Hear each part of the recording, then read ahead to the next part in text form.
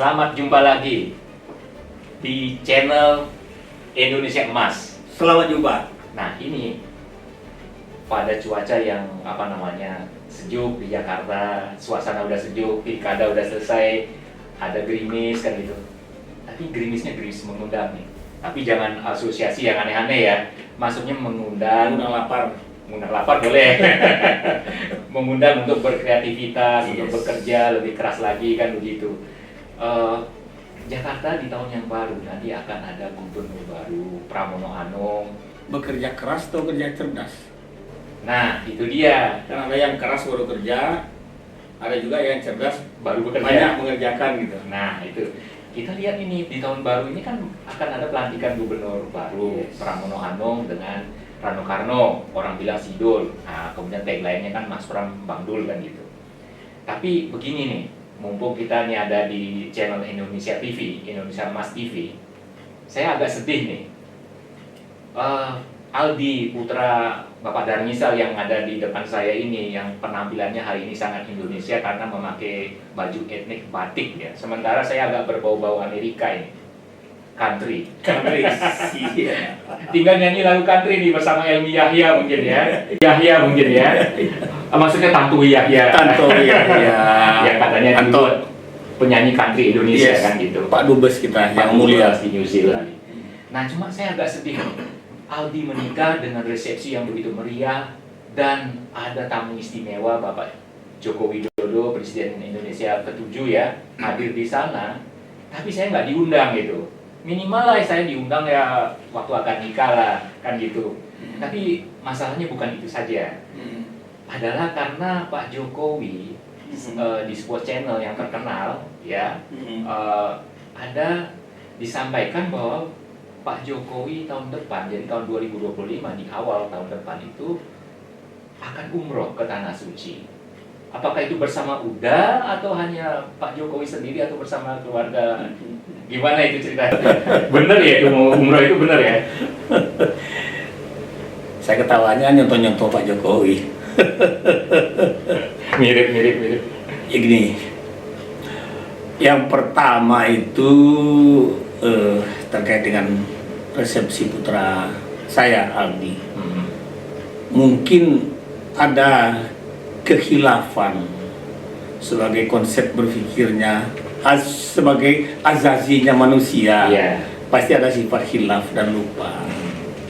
Bukan tidak ingin mengundang, mungkin kelupaan. Iya. Terus yang kedua, mohon maaf untuk itu. Terima kasih. Apologize me gitu kan. Betul gitu ya? Iya. Alhamdulillah berlangsung khidmat dan lancar. Memang sang idola saya Pak Jokowi hadir. Ini suatu kebanggaan yang luar biasa bagi kami. Gitu. Beliau hadir di resepsi putra saya, Rinaldi Kurniawan atau Aldi. Itu yang kedua. Yang ketiga, soal DKJ nih telah akan ya dipimpin oleh gubernur baru. Saya ingat lagu lawas itu, Sidul anak Betawi ketinggalan zaman. Nah, sekarang agak berubah kalimatnya kalau dalam perspektif saya. Sidul dan Pram anak Betawi menjemput zaman. Kenapa harus menjemput? Ini kan Indonesia maju, Indonesia emas. Betul. Indonesia emas. Iya. Mudah-mudahan beliau berdua ini memimpin Jakarta, semangatnya sama, tracknya sama, arahnya sama untuk menjadikan Indonesia emas itu di 2045. Itu kan target kita semua.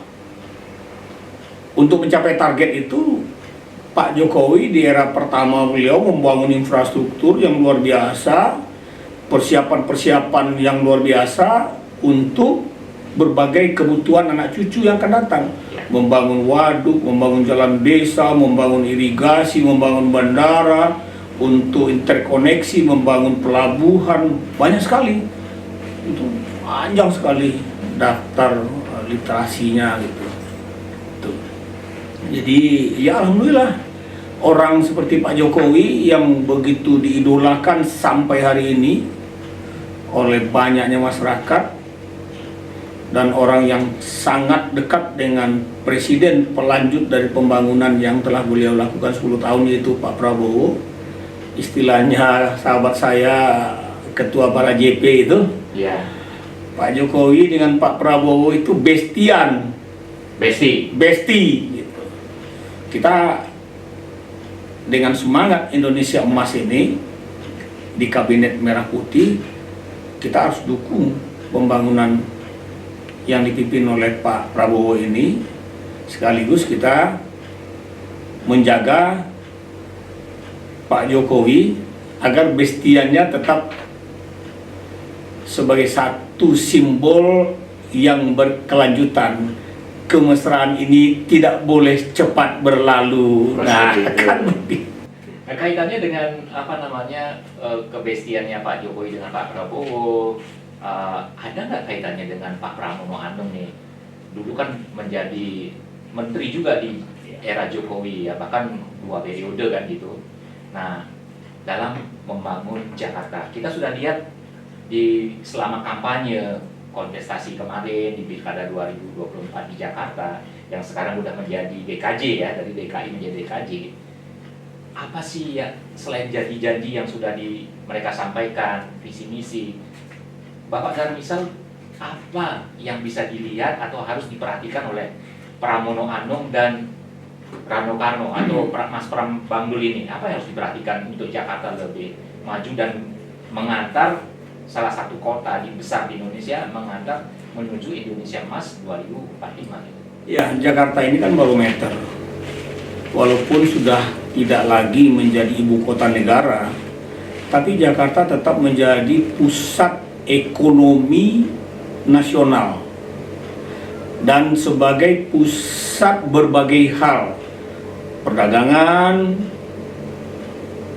kebudayaan, keuangan, pertemuan-pertemuan apapun dalam skala global yang terkait dengan peristiwa-peristiwa terjadi di Indonesia, yang mesti Jakarta yang terdepan.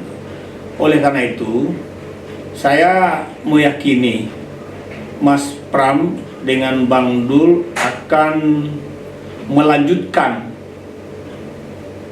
dan berakselerasi erat dengan pemerintah pusat untuk membangun Jakarta ini menjadi lebih maju, menjadikan masyarakatnya lebih sejahtera. Hari ini kita masih melihat ada kawasan-kawasan yang kalau kita ukur jaraknya dalam satu jok itu ya, guyonan bisa kita sebutkan, itu kalau ketepel kita tarik dari daerah yang mesti diperhatikan tadi itu kita lempar sampai ke Monas, itu jatuhnya biji ketepel itu. Artinya begitu dekatnya satu kawasan masyarakat yang masih miskin di ibu kota negara, yang harus menjadi perhatian dari Mas Pram dan Bang Dul. Jadi orang bilang kan, sering di para pakar bilang itu ada kelompok miskin kota kan begitu. Iya. Nah, apa yang harus diperhatikan atau yang harus dilakukan oleh Mas Pram? Meningkatkan secara keseluruhan. Kan ada kesepakatan, ada komitmen lah, tidak menggusur tapi menyuburkan gitu. Tidak menggusurkan tapi menyuburkan. Pasti ada caranya. Saya ingin cerita sedikit tentang satu kawasan di Jakarta Pusat yang tidak jauh dari pusat kekuasaan itu, dekat dengan kantor gubernur Jakarta, dekat dengan istana gitu ya, yaitu Johar Baru. Johar Baru ini ikonik banget. Jakarta Pusat itu ya. Jakarta Pusat. Kalau orang sebut tawuran gitu ya, dibuka umpamanya di Google Jakarta daerah tawuran, mungkin salah satu muncul itu Johar Baru itu. Nah, kalau kita pergi ke Johar Baru, di sana itu ada perkampungan yang padat di Kelurahan Johar Baru itu. ini dapat dilakukan pembenahan menurut pikiran saya. Ya. Konsep yang ada di kepala saya ini bisa menjadi kawasan pusat edukasi masyarakat, Ya. kemudian menjadi pusat kuliner rumah masyarakat, jadi kuliner yang rumahan gitu. Ya. Itu kan kawasan padat. Kita buat menjadi satu ikon dengan kolaborasi yang dipimpin oleh gubernur, seperti merubah lingkungannya tanpa memindahkan. Contohnya gini, ada kolaborasi antara industri cat gitu, industri keramik, industri mebler itu, atau industri yang terkait dengan properti dan lingkungan. Ya. Datang ke sana, yang pabrik-pabrik cat itu ngecat rumah di sana aneka warna yang bagus. Kemudian toko-toko keramik melantai rumah-rumah di sana yang juga bagus. Dinding-dindingnya juga bagus, umpamanya pabrik semen ikut partisipasi. Kemudian ahli-ahli pertamanan datang menata lingkungan yang memang sempit jalannya, tapi ditata sedemikian rupa. Itu perusahaan properti punya tuh ahli pertama tuh landscapernya. Banyak, Iya. banyak. Dan ini dibentuk dulu dalam satu kawasan, umpamanya satu RW dibentuk dulu gitu ya. Pilot project. Pilot projectnya, bagaimana rumah-rumah itu ditata sedemikian rupa, kemudian di situ orang lain berdatangan, berkunjung untuk melihat hasil penataan itu. Ya. Ketika mereka berkunjung, mereka tidak mencari makan di tempat lain, tidak membawa makanan dari tempat lain, tapi makan di lokasi itu. Rumah-rumah masyarakat itu, masyarakatnya juga bisa membuatkan masakan khas yang ada di lingkungan mereka. Kalau seperti di Jakarta apa sih? Sayur lodeh, Sayur sayur soto asem, Betawi apa gitu. pecah ini gurami. Macam-macam lah. Nah, Dibangun di makanan kawasan itu, masyarakatnya dibimbing, dibina untuk membuat, dan sekarang sudah banyak kok, Iya. tinggal penataannya. Ya.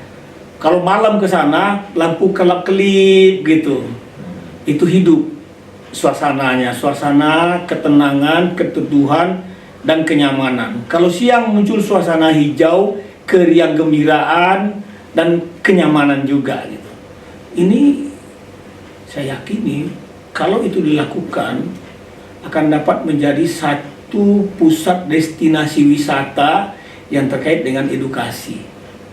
Tidak ada lagi stigma ini dulu tempat kumuh dan tawuran, sekarang menjadi tempat wisata dan makan enak orang yang ingin menikmati kuliner di perkampungan. dengan harga terjangkau. Harganya pasti sangat terjangkau. Ya.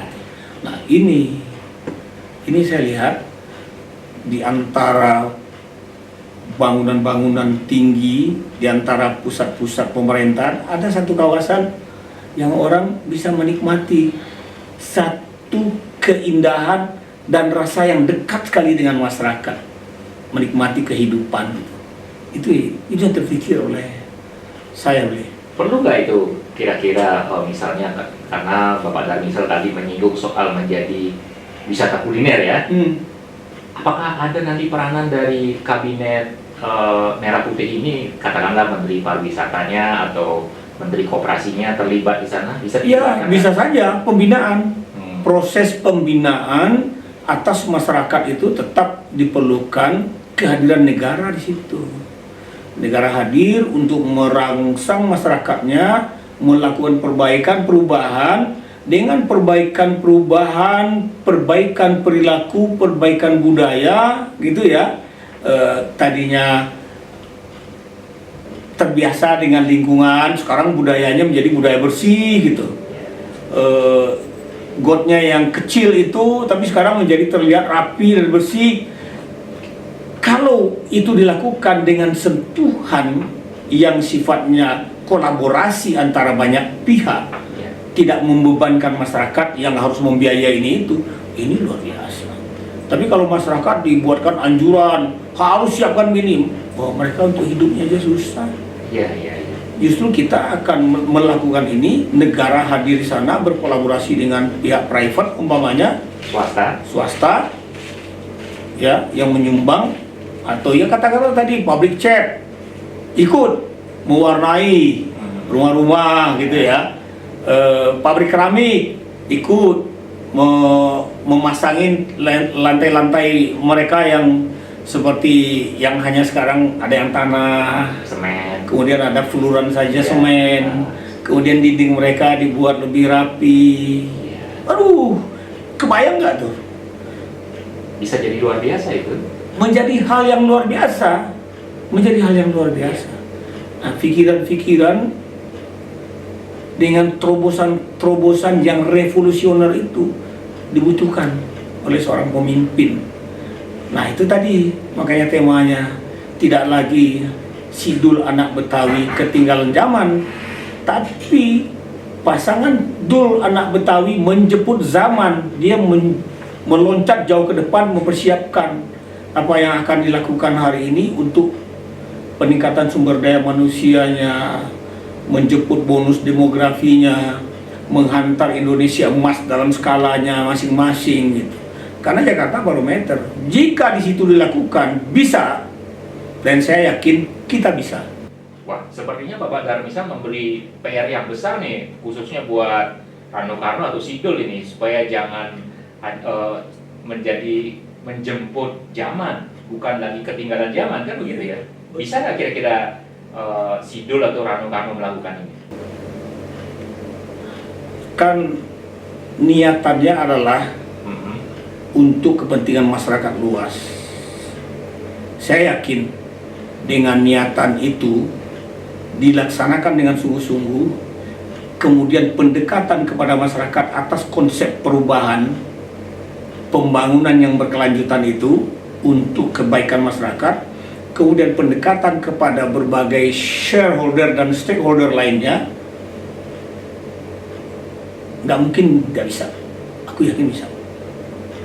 Baik, Pak Darmisa, Presiden sudah mengeluarkan Kepres tentang status Jakarta yang sebelumnya DKI menjadi DKJ, daerah khusus Jakarta, bukan lagi daerah khusus ibu kota. Karena ibu kota itu kan seperti yang direncanakan dari zaman Bung Karno, kemudian dieksekusi oleh Presiden Jokowi di Kalimantan Timur. Nah, bagaimana kira-kira atau apa yang harus dilakukan oleh gubernur baru dan wakil gubernur baru bersama masyarakat, katakanlah dari semua elemen ya, termasuk generasi Z ini, memandang Jakarta dengan konsep baru sebagai daerah khusus Jakarta. Apa yang akan terjadi sebenarnya dan apa yang harus dilakukan oleh pasangan gubernur baru ini? Jakarta dalam waktu lama, mungkin 5-10 tahun yang akan datang, masih akan seperti ini adanya. Karena proses pembangunan ibu kota negara kan juga harus step by step. Tidak bisa semua woro-woro diworo-worokan kemudian pindah secara sporadis gitu. Itu kan perlu penataan. Ya. Nah, yang terpenting itu tadi adalah Mas Pram dengan Bang Dul konsisten saja dengan apa yang ada di pikirannya di masa kampanye, yang diucapkan di masa kampanye untuk dijalankan pada pelaksanaan nantinya. Ya. Gitu. Yaitu pembangunan yang berkelanjutan atau sustainable development. Kalau itu bisa dijalankan, maka banyak sekali manfaat yang akan didapatkan oleh masyarakat.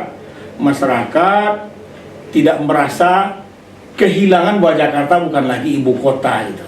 Tapi Jakarta tetap tumbuh sebagai pusat bisnis, pusat perdagangan dan kegiatan-kegiatan lainnya. Pariwisata. Walau pusat pemerintahan sudah berada di Nusantara, Di IKN Kalimantan Timur. di IKN Kalimantan Timur. Gitu, Li. Nah, sekarang sebagai penutup dari acara yang luar biasa ini di channel Indonesia Emas TV. Yes. Nah, harapan untuk Indonesia ke depan, katakanlah dalam waktu 5 tahun inilah, kita semua orang kadang sudah ngomongin soal Indonesia Emas 2024, tahun 2045 kan gitu.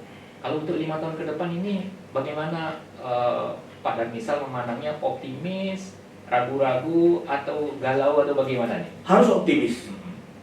Harus optimis, kerja, dan kerja. Banyak yang bekerja, pasti ada banyak yang salah. Yeah. Kesalahan terbesar itu adalah tidak bekerja sama sekali. Jadi jangan takut. Demi kepentingan masyarakat, harus pemimpinnya bekerja. Laksanakan apa yang menjadi pikiran, apa yang menjadi keinginan demi kepentingan dan kemakmuran rakyat semata. Konsisten.